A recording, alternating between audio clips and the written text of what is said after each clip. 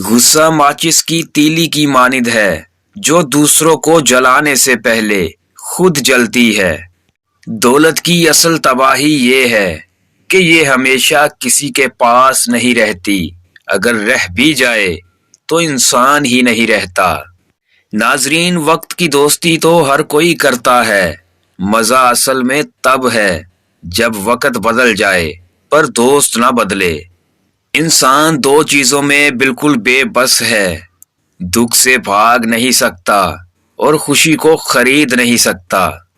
انسان کی فطرت ہے کہ وہ کسی بھی شے کی صرف 2 مرتبہ قدر کرتا ہے، کھو دینے کے بعد اور ملنے سے پہلے۔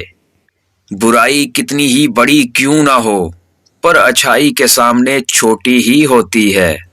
ساری زندگی انسان اسی فریب کے اندر گزار دیتا ہے کہ وہ دوسروں کے لیے بڑا اہم ہے۔ کسی کو اپنی زندگی میں بہت اہمیت دینا چاہو تو پہلے یہ دیکھ لو کہ اس کی نظر میں تمہاری کتنی اہمیت ہے۔ کسی کے راستے میں بے وجہ مشکلات پیدا کرنے سے پہلے یہ ضرور سوچ لو کہ اللہ رب العزت کی عدالت کے اندر حقوق العباد کی معافی نہیں ہے۔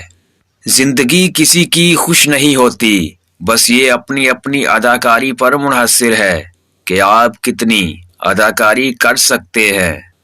لوگ اتنا زور خود کو درست کرنے میں نہیں لگاتے جتنا کہ وہ دوسروں کو غلط ثابت کرنے میں لگاتے ہیں۔